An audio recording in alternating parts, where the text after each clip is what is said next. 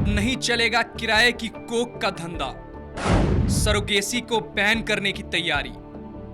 Cabinet ने दी surrogacy पर ban को मंजूरी। स्वास्थ्य मंत्री जेपी नड्डा अगले सत्र में पेश करेंगे बिल। देश में निसंतान दंपतियों के लिए बच्चे पैदा करने के लिए सबसे आसान विकल्प सरोगेसी, जिसके जरिए वो दंपत्ति जो मां या बाप नहीं बन सकते, किसी सरोगेसी क्लिनिक में जाकर किसी दूसरी महिला से उसकी कोख किराए पर लेते हैं और बच्चा हो जाने के बाद पैसे देकर बच्चे को ले जाते हैं। आम लोगों के अलावा कई बड़े सितारे भी इसी तरीके से मां बाप बनते हैं, लेकिन अब केंद्र सरकार कमर्शियल सरोगेसी को पूर्ण रूप से बंद करने जा रही है। स्वास्थ्य मंत्रालय सदन में ऐसा बिल लाने जा रहा है जिसके बाद से देश में सरोगेसी पर पूर्ण रूप से प्रतिबंध लग जाएगा।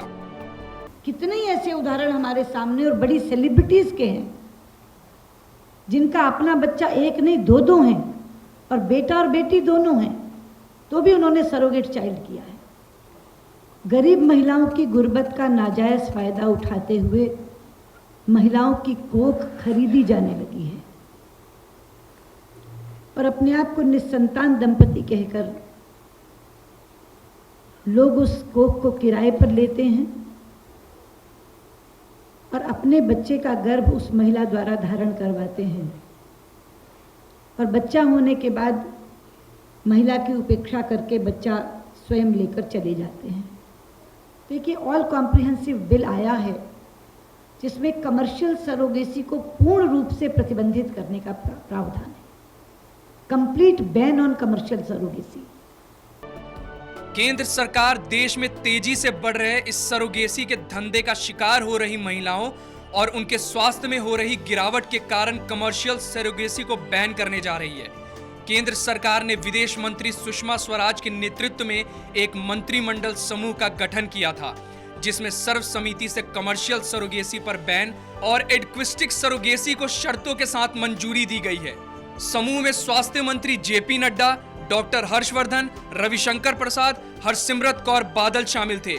विदेश मंत्री सुषमा स्वराज ने देश में तेजी से बढ़ रहे अंग व्यापार को लेकर चिंता जताई और इस बिल को महिलाओं के सुधारों में एक क्रांतिकारी कदम बताया। प्रधानमंत्री जी ने एक मंत्री समूह का गठन किया था, GOM का। मैं उसकी अध्यक्ष थी। मेरे साथ उसमें स्वास्थ्य मंत्री नड्डा जी थे, डॉक्टर हर्षवर्धन थे, श्री रविशंकर प्रसाद थे, श्रीमती हरसिमरत कौर बादल थी, श्रीमती निर्मला सीतारमन थी और श्री जयंत सिन्हा थे।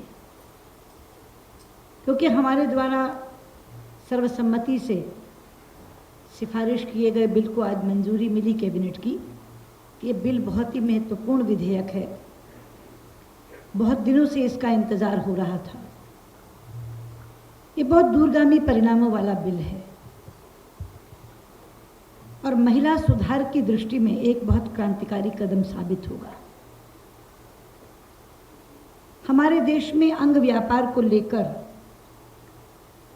सामान्यतः बहुत चिंता व्यक्त की जाती रही है, लेकिन उस अंग व्यापार में किडनी, लिवर, ज़्यादातर इन्हीं अंगों की चर्चा होती थी।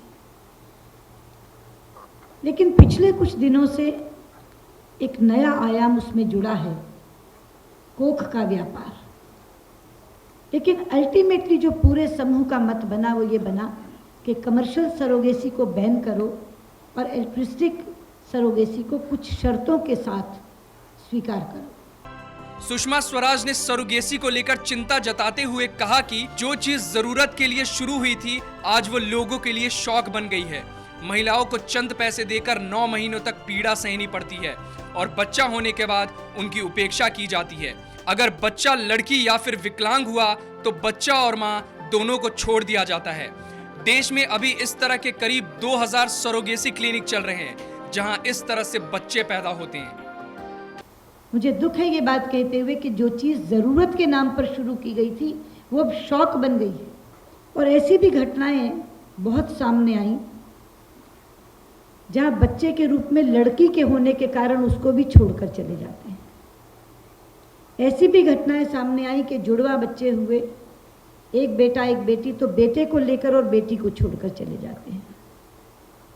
ऐसी भी घटनाएं सामने आई जहां बच्चा किसी विकलांगता से ग्रस्त था तो उसको भी छोड़कर चले जाते हैं। ये बहुत बड़ी समस्या बन गया था। और सबसे ज़्यादा चिंता की बात ये थी कि ये व्यापार फलने फूलने लगा था देश में। एक आंकड़े के अनुसार 2000 सरोगेसी क्लिनिक आज देश में चल रहे हैं, जहाँ गरीब महिलाओं को कुछ पैसे देकर ले आया जाता है, किसी दूसरे दंपति का एम्ब्रियो उनके वूम्ब में प्रवेश करा के 9 महीने तक गर्भ की पीड़ा उनके द्वारा सही जाती है और बाद में बच्चे का मुंह भी उसे दिखाया नहीं जाता, चंद पैसे देकर के उसे अपने घर वापस भेज दिया जाता।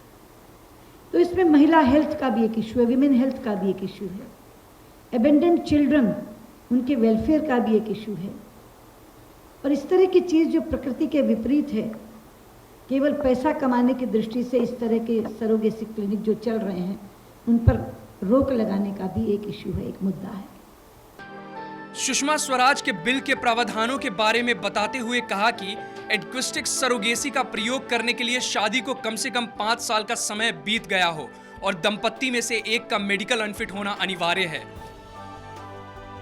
केवल भारत में रहने वाले भारतीय लोग और शादीशुदा दंपत्ति ही इस तरह की सरोगेसी के जरिए बच्चा पैदा कर सकेंगे, लेकिन उन लोगों को सख्त मनाही है जिनके पास पहले से बच्चा है या जिन्होंने बच्चे को गोद ले रखा है। और बिल में प्रावधान है कि एक महिला पूरी जिंदगी में केवल एक बार ही सरोगेट बच्चा पैदा कर सकती है। उस महिला की कोख को बार बार इस्तेमाल नहीं किया जा सकता। साथ ही उस महिला का विवाहित होना जरूरी है और उसमें एक स्वस्थ बच्चे को पहले जन्म दे रखा हो। इस बिल के माध्यम से केवल भारतीय नागरिकों को ही ये अधिकार दिया जा रहा है अल्ट्रुइस्टिक सरोगेसी का भी। विदेशी नागरिक और यहाँ तक कि ओसीआई कार्ड होल्डर्स को भी अनुमति नहीं होगी।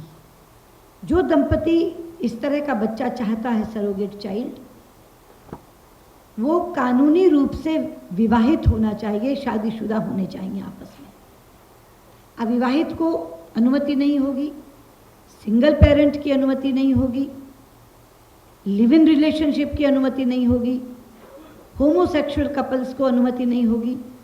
कानूनी रूप से male and female legally वेडेड couples को ही ये अनुमति दी जाएगी।